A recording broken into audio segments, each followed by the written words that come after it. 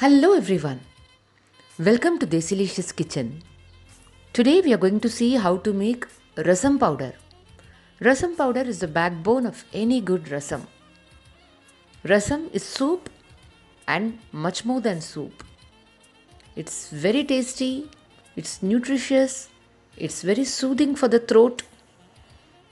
So who doesn't love a good rasam?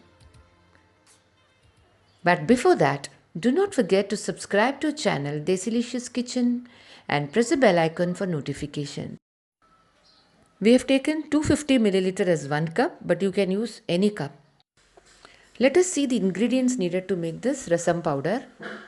1 cup split pigeon peas or Toovar Dal, 1 cup black pepper corn or kali miri, 1/4 cup jeera or cumin seeds, 1/4 cup curry leaves or kadi patta, 1 cup red chillies or lal mirch, 1 tablespoon haldi powder or turmeric powder, and 1/4 cup coriander seeds or dhaniya.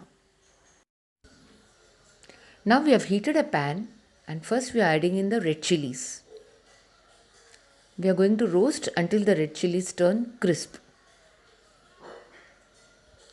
The red chillies are done. We are transferring them to a plate to cool down. And in the same pan now we are adding in Toovar Dal or split pigeon peas. We have to roast until they slightly change color, taking care not to brown the lentils. So for rasam powder we don't have to roast the ingredients too much. Now the lentils are done. We are transferring them to a plate to cool down. Next is the dhaniya or coriander seeds. Again take care not to brown the dhaniya or coriander seeds.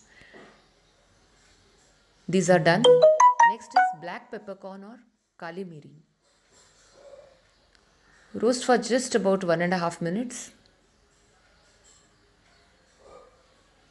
Black peppercorn is done. Transfer it to the same plate.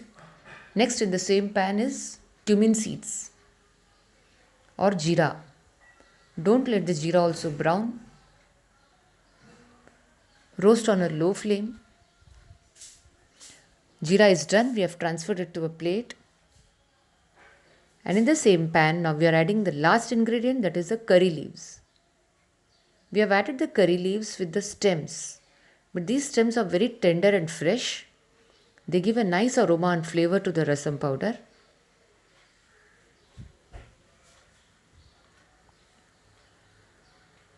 So roast until the curry leaves turn crisp.